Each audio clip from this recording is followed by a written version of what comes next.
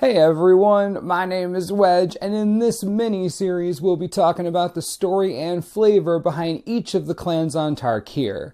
If you're unsure what you want to play at pre-release, maybe one of these clans is the perfect fit for you. We'll start by looking at the clan based in white mana, the Abzan houses. The Abzan represent one thing above all else: endurance. They understand that the world is a brutal place, and to succeed, they must always be on their guard and trust one another with their lives. This fundamental knowledge fuels the two main aspects of Abzan society: duty and family.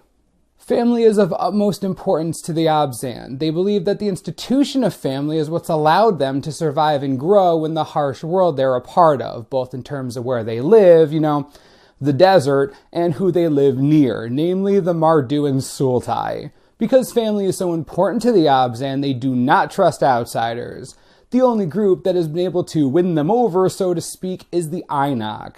This is only because a long time ago, the Ainok helped the first Abzan humans survive in the desert. If it weren't for the Ainok, the Abzan people could very well not exist. The clan is split up into a number of families. Each of these families is run by the eldest member.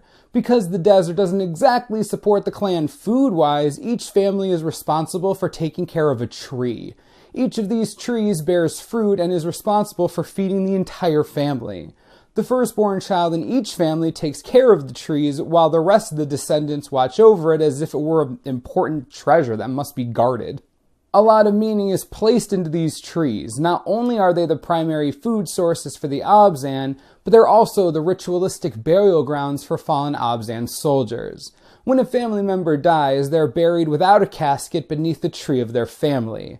This is done so that their nutrients will be absorbed by the tree and they can continue to support their family after death. If you take anything out of this video, it should be that duty to the family is the most important thing to the Abzan houses. Seriously, it's really intense. The Abzan are particularly skilled at waging war. Unlike some of the other clans, they don't seek out battles to merely defeat their enemies. All they care about is survival and the ability to thrive as a clan. If another clan happens to encroach on their land or disrupt their trade routes, well, that's their problem. As far as war strategy is concerned, they are the definition of patient. They only fight when they have to, and when they do fight, they never take unnecessary risks. The Abzan hide behind their huge walls with ample supplies as they attempt to outlast most of their opponents. This concept of endurance cannot be understated. That's actually how they fight. Once they have the advantage, they crush the enemy with a power unmatched by anyone else. Their goal is to leave no trace there was even an enemy to fight. If this wasn't intimidating enough, the Abzan have a habit of taking the children of their fallen enemies and adopting them into the clan. They then raise them as part of their various families and eventually lead them into battle against the same clans that they took them from.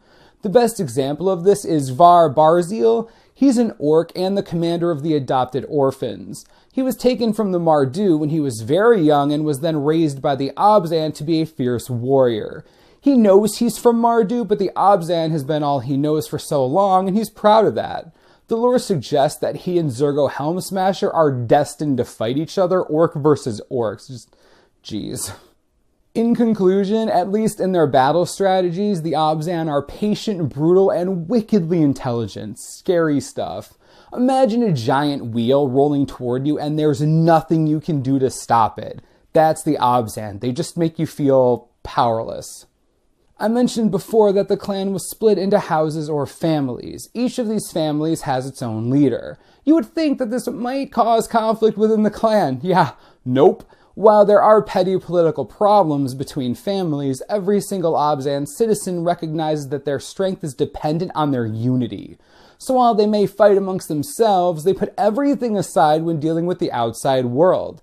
In this spirit, they appoint a Khan to handle the clan's defense as a whole, an overarching leader who is responsible solely for the protection of the clan in general. This Khan is Anafenza. Anafenza is a fierce leader. She always rides into battle on a chariot pulled by a pair of ibex. She also always leads the charge from the front lines. This is so her entire army can see her at any moment. That's pretty sweet. She also usually has an elite guard of Aven warriors with her wherever she goes. Anafenza resides inside Marek Fortress, which protects Erishin, the capital and most important city in the Abzan territory. Very much in line with her clan's thinking, she never starts a war just to fight. She only engages in battle when the Abzan are threatened in some way. Also, you remember that whole thing about them not leaving any trace of their enemies? Direct quote from Anafenza right here. We do not pile the skulls of our enemies, nor make them into ornaments. We grind them into dust. We leave nothing for their families to weep over, nothing for their descendants to honor. Okay, she scares the crap out of me. Also, this might explain why her second ability hoses graveyards. She doesn't believe in them. It's so cool. After reading up on the Abzan, I must say they are seriously cool. If you're repping the white, green, black clan at pre-release, let me know in the comments. We still have 4 more clans to go, so if you're interested in one or more of the other clans, I'd love to hear which ones you're excited about. I love the story and magic. It's seriously one of my favorite things about the game. As always, subscribe for the latest and most reliable Khan di Tarkin spoiler information you could ever need. This is the Manosaurus, I'm Wedge, thanks for watching, we'll see you next time.